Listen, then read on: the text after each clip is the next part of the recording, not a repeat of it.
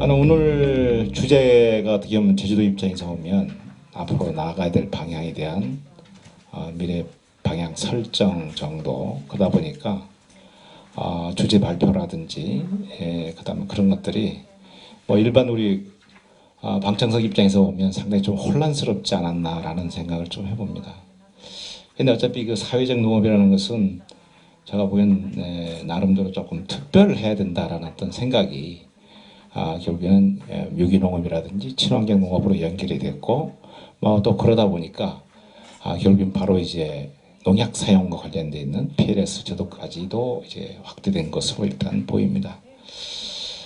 그런 측면에서 보면 지금 우리 나라도 사실은 선진국도 그렇게 뭐 그렇게 오래된 것이라고 보기는 어렵지만 우리나라는 아직 거의 뭐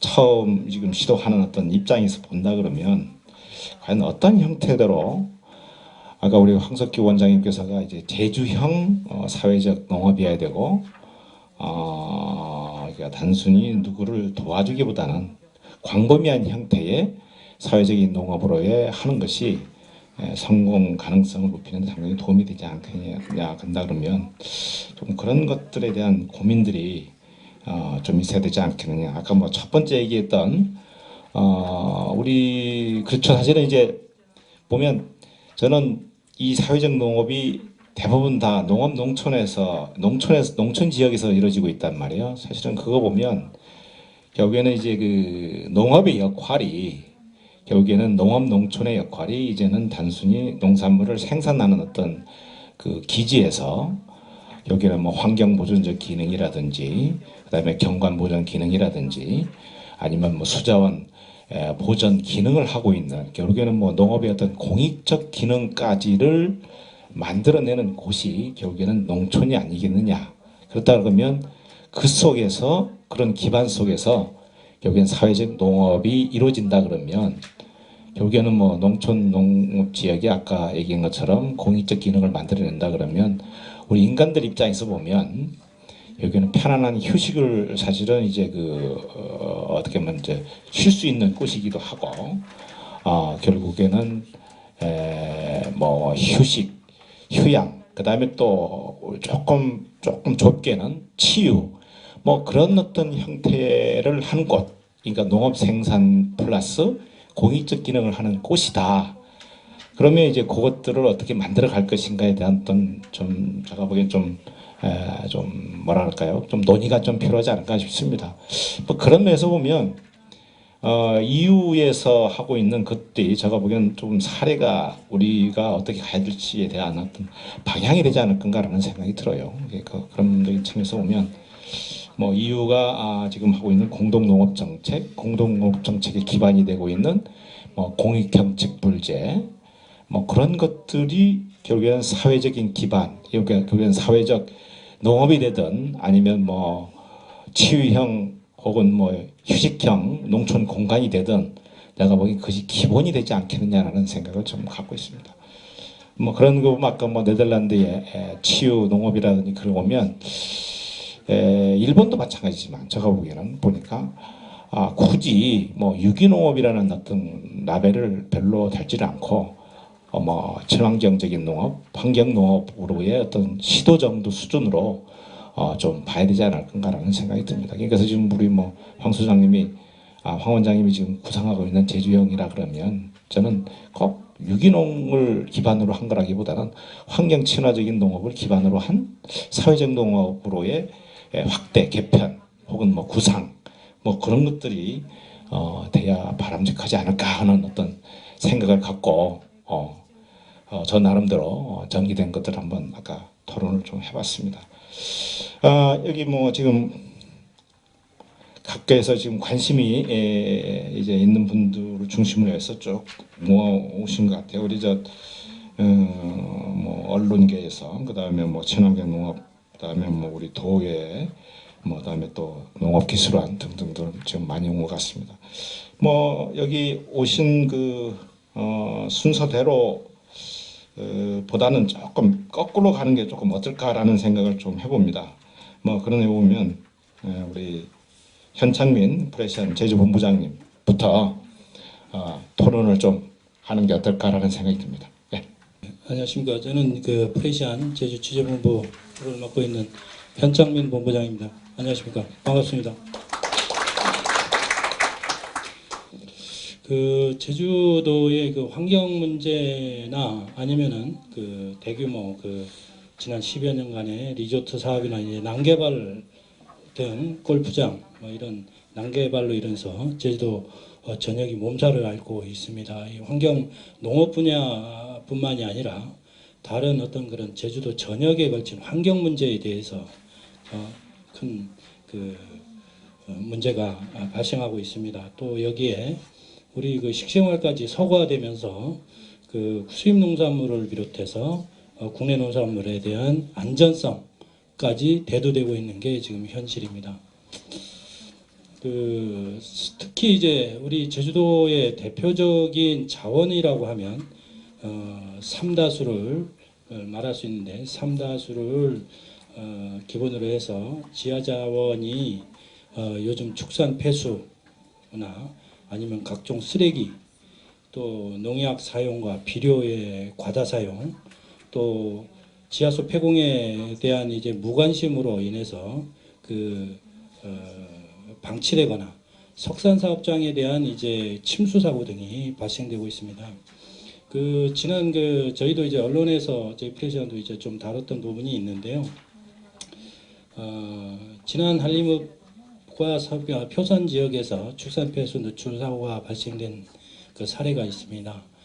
특히 이제 표선 지역의 그 한 축산 농가에서의 축산 폐수 누출은 상당한 심각한 그 문제를 좀 야기했는데 어떤 문제가 발생이 됐냐면 축산 농가에서 지난 2015년도에 그 축산 폐수가 누출이 된 사고가 한번 발생이 됐고 같은 그 양돈장에서 지난 9월 달에 축산 폐수가 누출됐습니다. 근데 그 양이 시간이 한 24시간 정도 아주 긴 시간에 걸쳐서 축산 폐수가 누출이 됐는데 그 양이 추정하기에 약 한 4톤에서 한 35톤가량에 이른다라고 추정을 했습니다. 근데 이제 그 면적이 문제는 어떤 문제가 있느냐면 우리가 그 환경이라는 것은 이제 그 자가적으로 치유할 수 있는 그 능력들이 있는데 이런 축산 폐수 누출 사고 같은 경우는 한 지역에 국한되다 보니까 약한 그 우리가 소위 말하는 한 50평 정도의 그 면적에 약한 뭐 수십 톤의 축산 폐수가 누출됐을 경우에 이거를 처리할 수 있는 법령이나 제도가 지금 현재 없습니다. 저희도 이 부분을 한 5번에 걸쳐서 보도를 했는데 제도 개선이 분명히 있어야 하고요. 또 축산 폐수가 누출이 되게 되면 아까 말씀드렸다시피 약 한 뭐 한 30톤에 걸쳐서 폐수가 누출되는데 집중적으로 누출이 되면 지금 현재로서는 대책이 어떤 대책이 있냐면 그냥 건조시키는 겁니다. 그러면 이제 우기 때나 이런 상황이 이제 문제가 되는데 그 누출된 축산 폐수가 수거되지 않고 그냥 자연 건조시킬 수 있는 그 방법밖에 없다는 것이죠. 여기에 문제의 심각성이 있는 겁니다. 그래서 이거를 제도적으로 우리 지금 축산 양돈에 지금 지원하고 있는 금액이 축산 농가가 지금 한 제주도 내에 한 270군데 정도 양돈 농가가 있는데 여기에 제주도에서 지원하고 있는 금액이 한 350억 가까이 됩니다. 그렇다면 그 한 농가에 약 한 1억 이상의 지원비가 나가고 있는데 축산 폐수에 대한 누출 사고에 대한 대책은 전무하다. 이거는 상당히 심각한 문제다. 그래서 이제 환경 문제를 이제는 조금 돌아봐야 되지 않겠느냐. 그래서 이번에도 저희도 이제 그 보도를 통해서 이제 심각한 문제를 좀 다루기도 했습니다만 두 번째는 이제 그 석산 문제입니다. 석산 사업장에 대한 관련된 문제인데 이 부분에 대해서도 저희가 좀 심각하게 받아들여야 될 부분이 지금 좀 간과하고 있는 게 육지부에는 석산 개발이 산을 깎습니다. 지금 아시다시피 산을 깎아서 채석을 하는데 제주도는 굴착 사업을 합니다. 땅속으로 이제 파내려 간다는 거죠. 여기에 문제가 있는 겁니다. 그래서 파내려 갈 때 어느 정도까지 이제 지하로 고착을 하느냐. 보통 지금 사업장 그 남원의 한 일부 그 사업장은 약간 30m까지 파내려 갑니다. 그렇게 되면 우리 지표면에서 그 필터링이 되고 지하로 우리 비가 와서 이 물이 이 지하로 필터링을 통해서 이제 지하로 이제 물이 내려가야 되는데 약간 30m 정도로가 고착이 된 상태에서 이 석산이 침수 사고를 당했습니다. 그게 어떤 문제냐면 이제 지난번에 이제 태풍으로 인해서 아주 그 많은 물이 유입되는 바람에 그 위에 대규모 사업장이 이제 그 진입로를 이제 개설하면서 여기에서 좀 심각한 문제가 발생이 돼서 이 지류의 이 방향이 조금 달라진 겁니다. 그래서 그 정확한 원인은 뭐 그렇지 않다라고 얘기를 하고 있지만은 지류에 영향을 주게 돼서 이 물이 하천이 우리 건천으로 유입되지 않고 이쪽 석산 사업장 내로 물이 유입이 됩니다. 그런 사고가 침수 사고가 발생이 됐는데 이런 문제로 인해서 지하수 오염의 주 원인이 발생할 수 있다. 그러니까 문제는 뭐냐면 우리가 예기치 않았던 사고에 대해서 지하수는 언제든지 오염에 노출되어 있다. 제주도의 최대 그 지하 자원이 심각한 그 위기에 봉착해 있다. 이렇게 저희는 받아들이고 있습니다. 또 이제 조금 있으면 이제 우리 말씀을 다시 하실 것 같은데요. 그 농약 사용과 비료 사용으로 인한 이제 환경 문제 이 부분은 그 제주도가 외부의 육지부보다 농약 사용에 대한 그 양이 상당 부분 많이 차지합니다. 약 한 5배 정도에 이르는데요. 근데 이제 이게 저희도 이제 여기 축산 제주도 제주도청의 친환경 농업 정책과에 관련된 우리 오늘 휴일임에도 불구하고 여기 오셔서 지금 같이 자리를 하고 계신데요. 여기 제주도 친환경 농업 정책과의 자료에 의하면은 제주도의 농약이 농림축산식품 통계에 의하면 농약 중앙의 판매분을 포함해서 제주 화학비료 사용량이 질소, 인산, 칼리 등의 2012년 2만 838톤에서 2018년 2만 4,993톤으로 점차 증가하고 있는 상황입니다. 또 농약 판매 현황을 보면 2016년 1만 825톤에서 2018년 1만 1,233톤으로 또 증가하고 있는 겁니다. 이 중에도 또 문제가 되는 게 2018년 기준 이제 살균제가 3,761톤이고요. 살충제가 2,850톤. 이 중에서 제초제에 대한 판매가 4,124톤이라는 것이 조금 문제가 됩니다. 예, 요 제초제는 토양 오염에 직접적인 영향을 주게 되고요.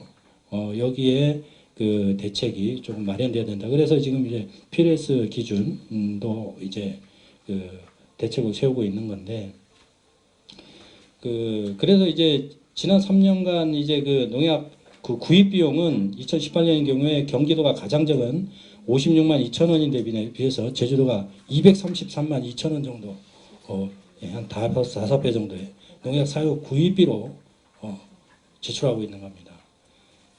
그리고 이제 농약 사용에 이제 많이 하는 이유는 이제 이모작 한다거나 월동채소를 비롯해서 태풍이나 호우 등으로 인해서 기후 현상에 의해서 농약을 좀 육지에 비해서 좀 많이 사용하고 있다. 이거는 이제 우리 제주도청의 환경농업정책과에서 요거에 대한 대책을 지금 따로 만들고 있는 조금 이따 말씀을 드리겠습니다만 만들고 있습니다. 또 이제 문제는 또 한 가지 문제는 항공 방제가 문제가 되고 있습니다.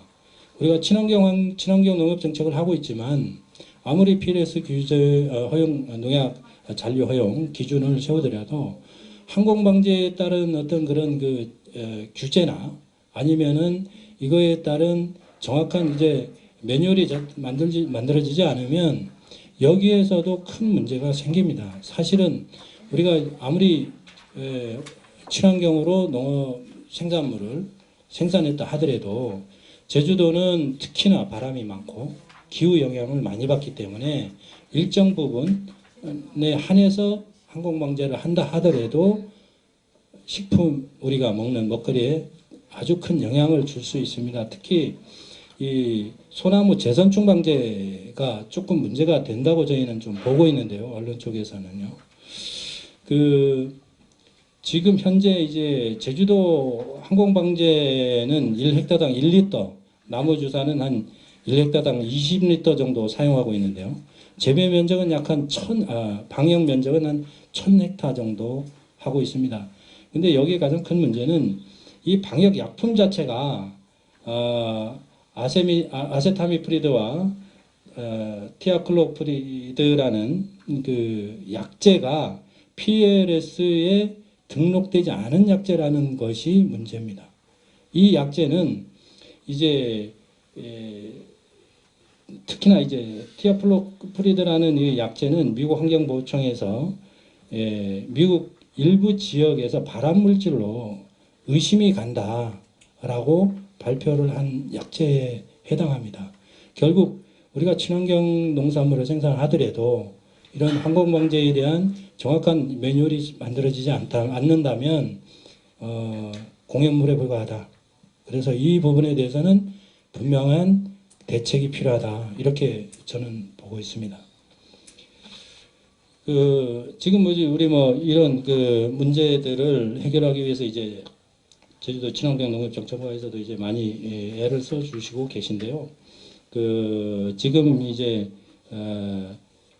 도내 12개 업체가 공동 참여하게 된 이제 광역 단위 친환경 산지 조직 육성 사업을 진행하고 있고 사업비 한 20억을 투입해서 올해하고 내년에 진행하고 있다는 말씀을 들었습니다. 사업 취지는 이제 친환경 농가 교육 강화하고 유통 시스템 구축이나 마케팅, 홍보 활동 등의 가장 활동 등인데 가장 주목되는 점은 이제 소규모 농가들 유통 구조를 개선해서 판로를 확장하고 이 친환경 농가들에 대해서 지원 사업을 이제 한다는 데에 대해서 기대를 모으고 있습니다. 저희가 자료들은 조금 이제 저희가 좀 많아서 나중에 어떤 저희가 기사를 통해서 다시 보도는 하겠고요. 제가 너무 시간을 많이 쓰는 것 같아서 환경 친화적인 병충해 관리하고 유용 미생물 활용 친환경 농업 현황과 발전 방안에 대해서 제주도 친환경 농업정책과가 주도하고 있는 광역 단위 친환경 산지 조직 육성 사업 등 해당 관련 기관과 농가 단체 등이 합심해서 환경농업과 유기농업을 통해서 농산물의 고부가 가치와 지하수 오염 방지 등을 이제 주력하고 국민들이 이제 먹거리에 안전한 먹거리 제공할 수 있도록 이제 관심을 많은 대책이 있어야 될 것으로 보입니다. 저는 이만하겠습니다. 고맙습니다. 예, 감사합니다. 살짝 짧게 하실 줄 알았더니만 상당히 길게 하시네요. 자, 우리 강대현 이제 친환경 부분에 토론을 해달라고 아마 부탁을 하신 것 같은데 우리 강대현 부회장님 좀 토론 부탁드리겠습니다. 예, 강대현입니다. 시간이 많지 않은 관계로 간단히 말씀드리면 지속 가능한 농업 또 지속 가능한 삶을 살기 위해서는 종이 다양성이 항상 유지되어져야 된다고 보고 그러기 위해서는 어쨌든 합성된 비료나 농약을 최대한 자제를 해야 된다고 봐집니다. 그리고 이제 우리 제주도의 큰 문제 중에 하나가 축산 분뇨 문제인데 이 분뇨를 농업에 활용할 수 있는 그 시스템을 만들어서 화학 비료를 줄이고 제주에서 생산되는 분뇨를 처리를 원활히 하기 위해서는 행정에서 많은 지원이 있어야 되지 않을까 생각을 합니다. 어쨌든 간에 지금 제주도는 지하수도 보존해야 되고 여러 가지 그 환경을 보존해야 될 사항들이 많기 때문에 관행 농업보다는 친환경 농업 쪽으로 유도를 해 주시는 게 그 우리 제주도민 전체 또는 우리 대한민국 국민 전체를 위해서 필요하다고 느껴집니다. 그렇기 때문에 농업 예산 중에 친환경 쪽으로 갈 수 있는 농업 예산은 좀 많이 확보를 해서 우리 제주도 농업 환경을 좀 청정하게 갈 수 있도록 행정에서는 노력을 해주시면 감사하겠습니다. 이상입니다. 아유, 감사합니다. 우리 강대현 부회장님. 근데 사실은 핵심은 다 말씀하시고 부회장님으로서 부탁하는 거라든지 다 얘기한 것 같습니다. 뭐 당연히 뭐 여러 가지로 우리 친환경 하는 이유가 우리는 사실은 안전성이라고 얘기를 하고 있는데 사실은 알고 보면 제가 뭐 환경이라고 저는 분명히 생각을 합니다. 그렇게 뭐 환경을 보호하기 위한 것들이 필요하고 그러기 하기 위해서 사실 아까 사회적 농업이 그걸 기반으로 해서 되는 것이 아닐까 싶은데 저는 이제 강대현 부회장님은 또 잠깐 좀 뭐 질문 아닌 우리의 그 토의 상황이긴 한데 관행 농업에서 친환경 농업으로 딱 그 옮겨가는 것은 이게 지금은 아까 10초 사이에 바로 넘어가시지 않았어요? 근데 그게 진짜 멀고도 험한 길이라서 사실은 이게 어떻게 갈 것이냐에 대한 논의가 엄청나게 심하고 그 중간 과정으로서 아까 우리 저 EU에서 지금 하고 있는 공동농업 정책에서 공익형 직불제를 통해서 예전에는 뭐 사실은 단일 농업 직불제였다가 그거를 이제 기본 직불제 플러스 그린 직불제로 사실은 바뀌었어요. 제가 보기 그런 방식으로 노력하는 대가에 대한 보상. 그렇다고 해서 뭐 유기농업에 대해서 버리는 것이 아니고 유기농업도 거기는 충분히 보상을 더 많이 해주고 있어요. 사실 어떻게 보면 그런 방식으로 이렇게 층층으로 조금씩 본인이 환경에 대해서 얼마만큼 많이 도움을 주느냐 따라 가지고 농업을 가는 쪽으로 조금 해야 멀고도 먼한 우리 당신이 아니고 가깝게 우리가 접근해 볼 수 있고 그러다 보면 결국에는 아까 말씀하셨던 화학비료라는 농약들을 조금씩 덜 쓰는 쪽으로 좀 가지 않겠느냐라는 생각이 듭니다. 그러니까 한꺼번에 옮겨가는 것은 진짜 힘든 일이다. 지금 하시는 유기농업 하시는 분 입장에서 보면 나름대로의 그 노하우를 갖고 있지만 접근을 하는 입장에서 보면 상당히 어려운 부분이지 않을까 싶습니다. 지금 현재 뭐 유기농업 비중이 한 2, 3%인데 저희들이 바라는 것은 그거를 한 뭐 10% 수준까지 선진국 수준까지 올리고 싶은데 사실은 3%부터 10% 올라가는 데가 진짜 너무 힘들다는 얘기죠. 사실은 올라갔다가 다시 바꾸또 해가지고 지금 다시 또 들어오지 않았습니까? 2009년도에 엄청나게 올라갔다가 보니 그런 것들에 대한 문제점들에 대한 토론들이 사실 좀 필요하지 않을까라는 생각을 좀 해봅니다. 자, 우리 뭐 지금 여기 거의 주간에 해당되는 우리 고강명 뭐 제주 다문화 교육복지연구원 제주인연구센터 소장님께서 뭐 한번 토론해 주시겠습니다. 일본에서도 공부하시고 그래서 제가 보기엔 여러 가지로 실정을 말씀해 줄 수 있지 않을까 싶습니다. 우에다 그 다케시상의 여러 가지 그 했던 내용들을 포함해서 좀 토론해 주십시오. 네. 예, 방금 소개받은 고강명입니다. 제가 원래 그 연구하는 분야는 이제 경영학이고 그다음에 제일제주 연구를 하고 있는데 그래서 올해 초에 그 우리 이제 문경은 도의님하고 후쿠오카 현하고 그다음에 사가현 그다음에 그 사회복지 농업 관련 단체 네 곳을 방문한 적이 있습니다. 한 3일간에 걸쳐 가지고 그래서 그런 이제 의미에서 아마도 제가 오늘 토론자로 이제 지금 있는데요. 그래서 몇 가지 오늘 발표한 내용을 중심으로 이야기를 하겠습니다. 그래서 아마도 오늘 발표한 부분은 이제 친환경 농업 그거에 따른 이제 PLS 그리고 앞으로 이제 그 지역 사회가 나갈 그 농업에서 이제 발표를 하시는데요.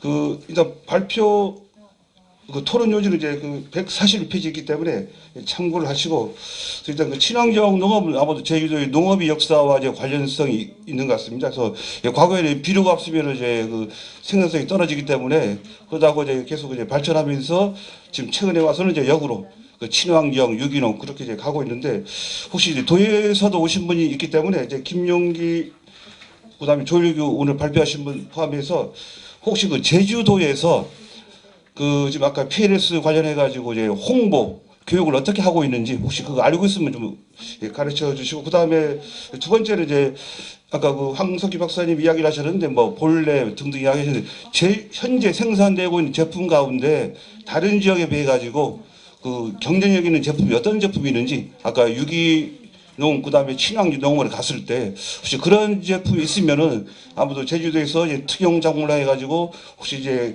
가면 우리가 경쟁이 있지 않을까 그렇게 생각을 하고 있는데, 혹시 그 부분 관련된 이제 있으면 이야기를 해주시고, 그다음 두 번째 그 PLS 관련돼서는 이제 여기서 보시면은 그 아마도 올해부터 이제 한국에서 이제 시행되고 있는 걸 알고 있는데, 그 앞으로 이제 농약 물질을 최소해야만이 아마도 그 농산물에 관련된 부분이 경쟁력이 있는 것 같고, 그럼 더 나아가서는 이제 최근에 수입되는 제품이 많다 보니까 그러한 제품을 규제하기 위해서 이런 이제 PLS 제도가 이제 시행되고 있는 것 같습니다. 그래서 이제 현재 그 수입되는 제품 가운데 이런 규제해 가지고 그 이제 통과이 안 되거나 그리고 그런 이제 규제 품목이 있는지 혹시 그 이제 알고 있으면 이제 가르쳐 주시기 바랍니다. 그다음에 세 번째 그 사회 농업 관련해서는 이제 아까 우에다 상가 이제 발표를 했다시피 이제 뭐 일본은 이제 민주도로 이제 하고 있고, 그다음에 네덜란드는 이제 국가 주도로 하고 있다고 하는데, 혹시 한국인 경우에 어떤 형태로 가면은 이제 좋을런지 혹시 이제 본인이 갖고 있는 생각이 있으면 이제 그 말씀해 주시고, 그다음에 이제 현재 일본에서 그 장애자 외에 아까 수영인이거나 그다음 미주자를 대상으로 사회적 농업을 시행하고 있는 이제 기관이 있는지, 그리고 이제 혹시 이제 있다면 그러한 어떤 형태로 이제 하고 있는지 그거에 대해서 좀 이야기를 해주시기 바랍니다. 예, 저희 토론 이제 이상으로 마치겠습니다. 예. 뭐 지금까지는 질문 없이 여러 가지 생각들을 토론자께서 말씀하셨는데, 우리 고경문 소장님께서는 현실적인 부분들을 좀 많이 좀 질문을 하신 것 같은 느낌이 듭니다. 그러면 일단 답변을 일단 듣고 다시 또 진행을 하는 게 좋을 것 같다는 생각이 듭니다. 예, 아까 금방 우리 저 고강명 우리 저 토론자께서 좀 지적하신 우리 제주도에서 이거 필레스 제도에 따른 그 홍보 교육 지금 그 추진 상황을 좀 그 이야기했습니다. 그 부분에서는 뭐 우리 도 문제이기 때문에 제가 좀 간단히 좀 답해드리겠습니다. 그 관련된 그 PLS 제도 관련해서는 우리 그 2018년도부터 마을별, 그 읍면별, 농협별 그리고 그 농업인 그 연구회별로 그렇게 순회하면서 그 교육을 쭉 했습니다. 이제 471회에 걸쳐 가지고 한 2만 5천여 명 정도가 지금 그 교육 그 대상자가 됩니다. 이 하다 보니까 여기에 좀 한 가지 좀 문제는 있습니다. 모든 농업인들한테 다 그 교육이 제대로 된 게 아니고 그 취약계층들이 있습니다. 뭐 교육을 참석 안 하든지 또 노약계층들이 있기 때문에 이해 부족이 좀 되는 그 농업인들이 있기 때문에 이 농가들에 대해 어떻게 할 거냐. 왜냐하면 이 제도가 시행되면 어떻든 간에 출하되는 농산물에 대해서는 불이익을 받습니다. 이 저축이 되면. 그래서 그런 쪽에서 고민하다가 저희들은 이제 그렇게 하고 있습니다.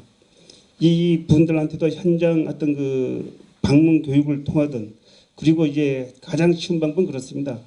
이 농가들한테 모르면 농약방을 갈 게 아니고 지금 농약방을 먼저 찾다 보니까 이 상당히 이런 농약 그 과다 사용 문제가 그 대두되고 있습니다. 그래서 지역 센터가 다 있습니다. 4개 권역별로 4개 권역별 센터에 가서 아니면 전화 상담이든 내방 상담을 해서 하면 그래 가지고 이런 작물에 지금 요즘 이렇게 하고 있는데 어떤 농약을 치면 되겠습니다. 그 한 가지만 여쭤보면 됩니다.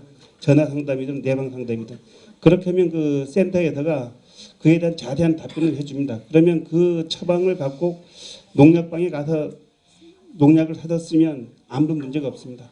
그렇게 되면 될 것 같습니다. 뭐 그 정도 되겠습니까? 예. 토론도 해주시죠. 그러면 덧붙여가지고 제가 이제 이 친환경 농업 관련해 가지고 좀 간단히 좀 그 말씀을 드리겠습니다. 어떻든가 오늘 이 자리를 마련해 주신 우리 저 고병수 그 제주 국제뉴스 대표님과 발표를 해주신 분들께 고맙다는 말씀 먼저 드리겠습니다. 그 우리 도가 지금 그 친환경 농업을 한 지도 벌써 20여 년이 지금 넘고 있습니다. 90년대 중반부터 지금 친환경 농업을 하고 있는데 이 기간 중에 지금 3차례에 걸쳐 가지고 우리 도에서 친환경 농업 육성 그 5개년 계획을 수립해서 지금 추진하고 있는데 그 아직까지도 이 계획에 따른 그 어떤 그 실천들이 상당히 미흡한 실정입니다. 그에 따른 지금 그 간단한 아까 우리 그 프레시한 우리 현창민 본부장께서도 언급을 했지만 지금 친환경 인증 면적과 농가수는 그 2015년 기준하면 인증 면적은 2015년 기준으로 2,593헥타 정도가 되고 있습니다. 그에 비해서 이제 18년 기준 했을 때 2만 1,000 약 헥타로 상당히 감소하고 있습니다. 그에 비해서 이제 농약 판매량, 비료 판매량은 각각 이제 15.7%, 화학 비료는 13.2%가 증가되고 있습니다. 여기에 모든 그 지금 문제와 답이 있다고 봅니다. 우리 그 청정 지하수는 그 최근에 그 제주발전연구원의 그 보고서에 따르면 그 화학비료와 그 가축 분유에서 상당히 그 오염이 가속화되고 있다고 지금 그 발표를 한 적이 있습니다. 상당히 우리 지역에서는 지금 서민 그 특성상 지리적 특성 상당히 큰 그 걱정이 됩니다. 유럽과 그 미국 등 상당히 그 대부분 선진국에서는 상당히 그 친환경 농업을 한 지 한 40여 년이 지나고 있습니다. 하여튼 그런 그 경력이 있어서 그 세계의 그 친환경 농업을 선도하고 있고 이에 따른 여러 가지 그 국가적인 차원에서 부가가치를 창출하고 있습니다. 하지만 우리 도는 이제 친환경 농업 단체 중심으로 우리 강대한 부회장님도 여기 계시지만 지금 아직까지는 우리 뭐 자치성이 그 이야기입니다. 친환경 농업 단체 중심으로 지금 친환경 농업이 좀 이루어지고 있습니다. 그러다 보니까 뭐 우리 지하수 지금 아까 그 제주발전연구에서 그 보고한 그런 내용에 의하면 양분 과벌을 받는 게 상당히 한계가 있습니다. 그래서 지금 아까 우리 자장이신 우리 고동보 교수님께서도 이제 이야기했지만 2~3% 정도의 지금 20년이 다 되고 있는 시점에서 2~3%입니다 지금. 그러니까 친환경 농업 육성 차원인데 산업 육성 차원인데 지금 2~3%에서 머물러서는 육성을 한다고는 볼 수 없습니다 사실. 그래서 특히도 이제 우리 지하수 문제가 상당히 좀 큰 문제이기 때문에 이런 쪽에서 이 좀 우리 그 모두가 좀 약간 그 좀 신경을 좀 써야 될 것 같습니다.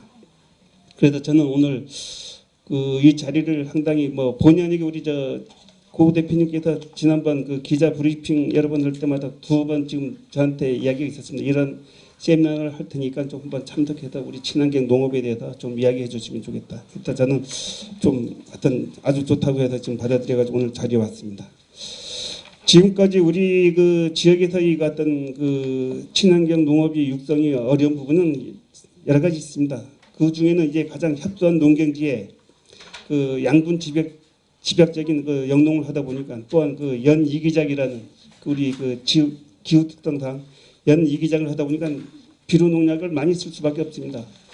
예, 그렇게 하다 보니까 어떤 그 양분 과부하를 막기는 상당히 좀 문제가 있어서 좀 전체적으로 몸살을 앓고 있는데 지금부터라도 이제 다이어트 농업을 해야 한다고 저는 생각합니다. 이제 아까 그 발표해 주신 우리 그 농업과학기술원의 우리 김용기 과장님께 좀 말씀을 먼저 드리면 아무리 지금 현재 상태로 그 친환경 농업을 육성 추진하더라도 방법이 없습니다. 어떤 제도 개선이 좀 필요한 부분이 여기 좀 있다고 봅니다. 저는. 그래서 어쨌든 간에 그 제도 개선을 이참에 우리 그 제주 지역만이 아니고 우리 전남 지역도 상당히 그 친환경 그 선도 지역이지만 친환경 농업이 진짜 그 중요하다고 하면 제도 개선을 통해 가지고 농산물 가격도 나중에 그 문제점을 좀 말씀드리겠지만 그런 쪽에서 제도 개선을 해주시다는 그런 쪽에 그 부탁을 드리겠습니다. 그리고 이제 우리 조항규 우리 그 센터장님께도 마찬가지 그 우리 전남 지역이 상당히 그 친환경 산도 그 상당히 그 육성되고 있는 지역으로 손꼽히고 있습니다. 우리 제주도 비해서는 상당히 뭐 비교할 수 없는 만큼 상당히 앞서가고 있는데 이 기회에 아까 보니까 상당히 좋은 자료들이 많이 있었습니다. 이따가 우리 그 브레이크 타임에 우리 직원들하고도 간단히 이야기했지만 이런 부분들을 우리 제주도하고 좀 연계해서 우리 지역의 친환경 농업을 위해서 좀 약간 뭐 자문도 좀 해주시고 예, 좀 연계할 수 있도록 좀 부탁드리겠습니다. 어쨌든 간에 우리 도의 비전은 그 사람과 그 자연이 공존하는 청정 제주입니다. 하여튼 이런 그 비전에 맞게끔 우리가 각자의 어떤 그 노력을 해야 되는데 사실상 현실은 그렇지 못합니다. 농약 판매량은 아까 그 15년 기준으로 이야기하면 9,700여 톤. 지금 18년 기준하면 11,233톤 상당히 증가하고 있습니다. 비료 사용도 마찬가지입니다. 아까 그 우리 현창민 본부장께서 말씀드렸기 때문에 그 부분은 생략하겠습니다. 하여튼 이런 그 이유로 해가지고 몇 가지 그 이유가 있습니다. 이렇게 하는 이유는 그 앞에도 말씀드렸지만 그 지역 특성입니다. 기후 특성 상당히 그 방제 비용이 많이 들어가지고 그 방지 그 경영비 부담이 상당히 그 우리 친환경 실천 농가들이 그 과중되고 있습니다. 이런 쪽에서 기후적으로 따스오고 비가 많다 보니까 당연히 병해 충발성이 많습니다. 비가 많이 오면 병 발생이 많고 가물면은 충발성이 많고 이런 여건 때문에 타 지역보다 이 방제 비용이 상당히 좀 많이 들 수밖에 없습니다. 이런 쪽에서 좀 그 부담을 좀 우리 도 차원에서 나중에 그런 쪽에서 그 제도적인 차원에서 가격 보전 내지는 어떤 제도 개선을 통해서 좀 그 추진하면은 이런 부분들을 친환경 농업이 그나마 좀 약간 추진하는데 좀 도움이 될까 하는 생각이 듭니다. 그리고 뭐 일반적인 것은 좀 생략하겠습니다. 그 가격이 가격 부분이든 판로 부분이든 어떤 판매장 부분들은 어떤 그런 부분 넘어가고 이에 따른 제가 뭐 시간이 많지 않기 때문에 간단히 이제 대응 방안을 간단히 이제 고민해봤는데 몇 가지만 말씀드리겠습니다. 어쨌든 간에 뭐 우리 지역에 맞는 모든 게 그 뭡니까 그 신토부리 그게 상당히 그 좀 적용돼야 되는데 지역에 맞는 작물별 친환경 농업 기술 개발과 그 재배 기술 정립이 좀 필요합니다. 요즘 특히 이제 기후 변화에 따른 그 전에 20, 30년도에 그 정립된 기술로는 지금 현재 그 흐름에는 맞지 않습니다. 재배 그 안정 생산에는 그런 쪽에서 재배 기술 재정립도 필요하고 지하수 오염 저감을 위한 그 지속적인 모니터링 지금 뭐 보건환경연구원과 하여튼 그런 쪽에서 계속하고 있지만 이참에 우리 도에서도 지난 8월부터 그 농경지 토양에 대한 그 모니터링 겸 조사를 하고 있습니다. 라이스 메타 그 기법을 이용해 가지고 매달해 가지고 기존 농가들이 상당히 그 과다 사용되고 있는 그 비료 부분과 표준 12회 때 어느 정도 그 지하수로 그 용달되는 부분이 차이가 날 건지 이런 차이를 갖고 좀 어떤 제도적인 어떤 그 정책에 반영할 수 있도록 그렇게 해 나가도록 하겠습니다. 그리고 이제 아까 잠시 언급했듯이 친환경 농산물 제도 개선을 통한 그 농가들이 소득 보전 그리고 그런 것들이 돼야 그나마 이제 친환경 실천하는 농가들이 좀 생길 거 아닌가 하는 생각이 듭니다. 그리고 또 한 가지는 이제 신뢰가 구축이 안 됐습니다. 지금 소비자와 생산자 간에 아직도 부분적으로 지금 되고 있지만 아직도 상당히 멀습니다. 신뢰 구축이 이런 쪽에서 그런 쪽에서 그 어떤 홍보와 마케팅을 통해 가지고 그런 쪽에서 좀 필요하다고 생각되고 중요한 것은 그렇습니다. 지금 어느 한 단체만 어느 한 기관만 해도 되는 게 아니고 종합적인 겁니다. 친환경이라는 부분은 이제 종합적인 어떤 그 차원에서 접근해야 되기 때문에 행정과 연구기관과 대학과 그리고 그 생산자 단체 이렇게 이제 합심 동체가 돼야만이 이런 쪽에서 접근이 가능한 그런 부분이 될 거로 믿으면서 이에 따른 이참에 좀 우리 도와 행정과 좀 협의해야 될 부분이지만 이런 쪽에서 지금 그 친환경 농정과가 있지만 이런 쪽에서 전담 조직이 친환경 농업 육성을 위한 진짜 전담 조직이 좀 있어야 된다고 저는 감히 생각합니다. 일단 더 기회가 되면은 많은 이야기 하겠지만 좀 이 정도로 줄이도록 하겠습니다. 예, 고맙습니다. 네, 고맙습니다. 뭐 여러 가지로 지금 아까 답변과 함께 뭐 현재 아까 우리 현 국장님 말씀하시는 것처럼 여러 가지 문제점들은 뭐 다 공통 분모인 것 같아요. 그러니까 과다 사용하고 있다는 것 자체. 그래서 아까 다이어트 농업을 해야 된다는 말이 상당히 중요한 것 같고 서구 유럽이라든지 그쪽에서는 지속 가능한 농업이라는 큰 틀 속에서 저투입 농업을 기본적으로 하고 있고 그것을 실천하지 않으면 결국에는 이제 직불제를 회수당하는 그런 방식으로 가니까 제가 보기엔 확실하게 제가 보기엔 저투입 농업들이 나름대로 정착되는 것이 아닌가. 그러면 결국에는 결과적으로 환경의 질 자체가 지금 저희들이 생각하는 것보다는 훨씬 평균 이상으로 올라가게 되고 뭐 그렇게 되면 사회적 그 농업이 되든 뭐 아까 케어 팜이 되든 할 수 있는 어떤 기반을 확고히 좀 만들어가는 것이 아닐까라는 생각이 듭니다. 난 지금까지 여러 가지로 들었고 지금 우리 특히 도의회가 여기 뭐 이제 도의 좀 친환경 농장과가 지금 토론으로는 안 왔기 때문에 그에 지금 상당히 많은 관심을 갖고 일본도 갔다 오시고 여러 가지 자료도 좀 모으고 있는 우리 문경은 도의원님을 지금 제일 나중에 사실은 토론전 한 거는 이것을 종합적으로 지금 이제 그 할 수 있는 분위기 내가 보기엔 딱 도의원 우리 문경은 도의원이 계신 것 같아요. 그래서 이것저것 다 물어보고 여기서 종합적으로 한번 토론을 해주시면 어떨까 해서 지금 나중에 모셨습니다. 예, 부탁드리겠습니다. 제가 지금 갑자기 그 감기 때문에 몸이 안 좋아가지고 간단히 좀 얘기를 좀 하겠습니다. 그 사회적 농업은 작년에 제가 그 일본에 출장을 갔다 왔어요. 그래가지고 그 예산을 작년에 도하고 시에다가 예산을 반영하라고 그래가지고 도에는 한 9천만 원 예산을 반영했는데 그 국가하고 매칭 사업이 안 돼가지고 그거는 예산이 반영이 안 됐고요. 시는 그 3천만 원인가요? 아까 아까 우리 황석규 박사님 해가지고 그 지금 시범 사업으로 지금 추진을 하고 있고 사회적 농업은 좀 그렇습니다.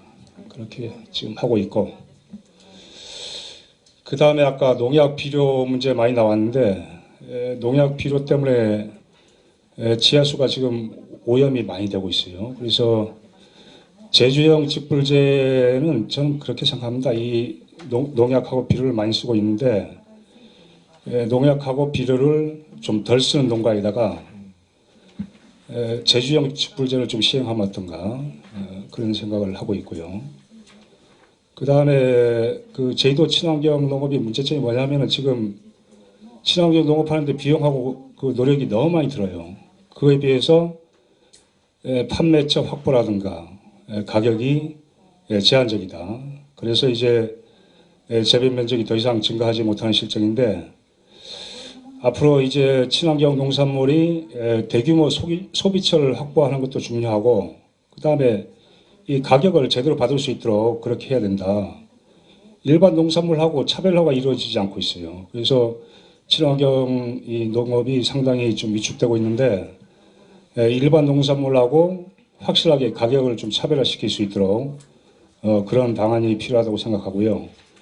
그 다음에 그 도에서 지금 그 국가 차원에서 친환경 직불금을 지금 지원해주고 있는데 내년부터 이제 공익경 직불제로 전환이 돼요.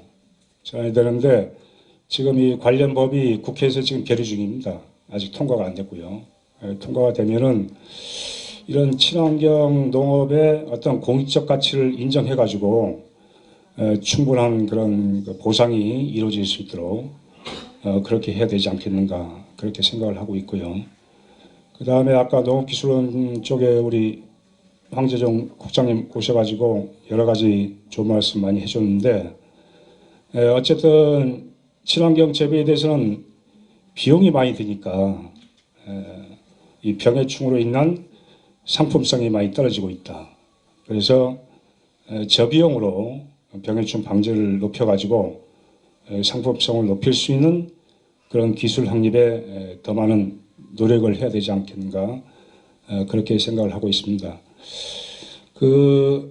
제가 뭐 사회적 농업하고 이 친환경 농업 간단하게 제가 말씀을 드렸는데 사회적 농업은 아까 우리 황 박사님이 얘기한 것처럼 강철남 그 도의원이 먼저 그 조례를 만들어 가지고 저도 그거에 대해서 관심을 갖게 돼 가지고 도라든가 시라든가 이쪽에다가 예산 반영해서 좀 해봐라 해가지고 원래부터 이제 시범 사업을 하고 있는데 어쨌든 이것도 제주형 사회적 농업을 해야 되지 않겠느냐. 뭐 일본 같은 경우에는 와서 얘기했지만 장애인 중심으로 이렇게 지금 농복 연계 해가지고 사회적 농업을 하고 있는데 우리나라는 지금 사회적 농업한 지가 재작년부터인가 지금 하고 있습니다. 재작년부터인가 하여튼 해가지고 지금 하고 있는데 제주도 같은 경우에는 원래부터 이제 시범 사업을 하고 있는데 이것도 제주형 현실에 맞게끔 사회적 농업을 시행해야 되지 않겠느냐 그런 생각을 하고 있습니다. 아무튼 오늘 시간이 좀 많이 된 것 같은데 저도 뭐 여러 가지 할 말이 많습니다만 이 정도로 하고 나중에 혹시 뭐 질문 같은 거 있으면 저 도의 차원에서 할 수 있는 거 있으면 답변하도록 하겠습니다. 예, 사실은 오늘 이게 처음입니까? 이런 지금 사회적 기업과 관련된 세미나라든지 그런 것들이 한번 했었어요. 두 번째. 예. 어쨌든 간에 오늘 이제 많은 또 과제를 또 발굴하지 않았을까라는 생각이 듭니다. 그 중에서도 가장 중요한 거는 사회적인 그 논의와 그 합의가 상당히 중요한 것 같고, 뭐 첫 번째 보면은 어쨌든 간에 환경이 지금 현재 환경이 농약이라든지 화학 비료를 이처럼 과다하게 쓰는 입장에서 보면 사회적 농업을 할 수 있는 어떤 그 결국에는 기반이 없는 것이 아닐까라는 생각이 들고, 그런 의미에서 아까 우리 문경은 도의원님께서 말씀하셨던 저투입 뭐 직불제를 한다든가 그런 방식으로 해서 환경 자체를 결국에는 좋은 환경으로 만들어 놓고 거기서 치유를 하든가 돌봄 케어를 하든가 뭐 등등등 이루어져야 되지, 그렇지 않고 지금 현재처럼 오염되고 뭐 이쁘지도 않은 경관 속에서 치유되거나 돌봄이 되는 것 자체가 항상 현실적으로 어렵지 않겠냐는 생각을 좀 해보고요. 뭐 그런 의미에서 보면 하나의 뭐 제주형의 뭐 가기 위한 하나의 출발점이 될 수도 있겠다는 생각을 해봅니다. 하여튼 오늘 여러 가지로 일본에서 오신 오에다 다케시 상도 상당히 좋은 제언을 뭐 네덜란드 사례, 일본의 사례, 우리들한테 상당히 많이 그래도 도움이 되지 않을까 싶습니다. 그래서 그리고 뭐 여러분들 많이 지금 토론을 해주시고